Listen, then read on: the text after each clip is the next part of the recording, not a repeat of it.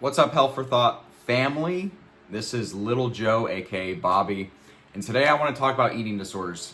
Specifically, I want to talk about what causes eating disorders and what you should watch out for. Now, I don't think eating disorders are talked about enough. Am I biased on this? Yes, probably because I had one years ago and I was hospitalized for it, and I believe that it's a testimony of mine that I want to share with you guys, but also give you guys more info about what causes them and how to prevent it. Because with eating disorders, it takes over your brain, and when you corrupt your own mind, things get tacky. But there are three types of eating disorders. There's anorexia nervosa, which this one obviously is the severe restriction of food intake, the intensive fear of gaining weight, and most importantly, in my opinion, the distorted body image. Then you have bulimia, which are cycles of binge eating along with purging, which is throwing up the food, or laxatives. And you often feel a lack of control or a loss of control with the binges. Then you have the binge eating disorder or the overeating disorder, which are repeated episodes of eating a large amount of food.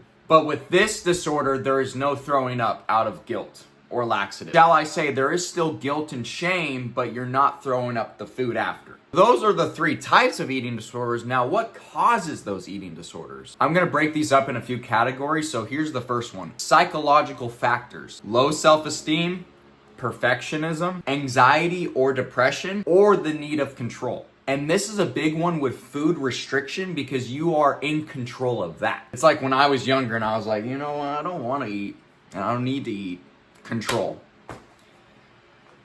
I don't know why I did it now because I love food, but the second category is social and cultural pressure. I feel like I can't say social and cultural in one sentence. I don't know. But with this, there is pressures to look a certain way. I mean, have you guys seen Baywatch? Like, come on. Social media comparisons in person, diet culture, which I think is honestly the dumbest thing ever to exist. The third category is biological factors. Genetics, sadly, it can run in a family. If you have that family history of depression or even panic disorder, this can happen, along with brain chemistry differences. Past trauma can also run with this as well. All of these tend to be self-explanatory, but there's one I want to fixate on, and that is body image. I want to explain what body image actually means because I feel like a lot of us don't understand it, which I get because a lot of us don't have active eating disorders, but once you have it, it's hard to go back. It's hard to see you for who you are. So body image is how someone sees their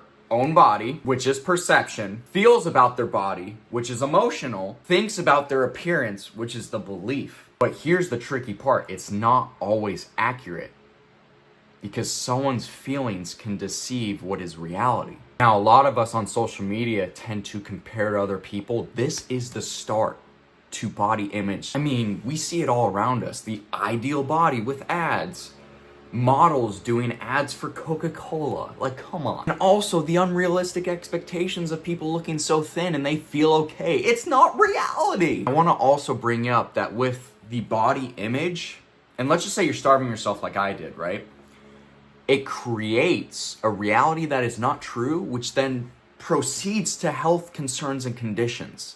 And that's where it gets dangerous. How do you overcome? Well, what you do is, one, see your body and who you are as value. The next thing you should do is not overfixate on food or exercise.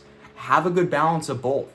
Exercise for 60 minutes a day. Eat 3 good meals a day. Another thing as well is training the brain positive affirmation. Not ego, not pride, but positive affirmations about yourself. Because once you train your brain to drive a certain behavior, it either brings success or it brings a dissipation. And that dissipation can be really, really hard and tough to get out of. All right, you guys, this is Little Joe, aka Bobby with Health for Thought. I hope the video was informative. If it was, like the video, subscribe to the channel, and I will see you guys soon along with Joe.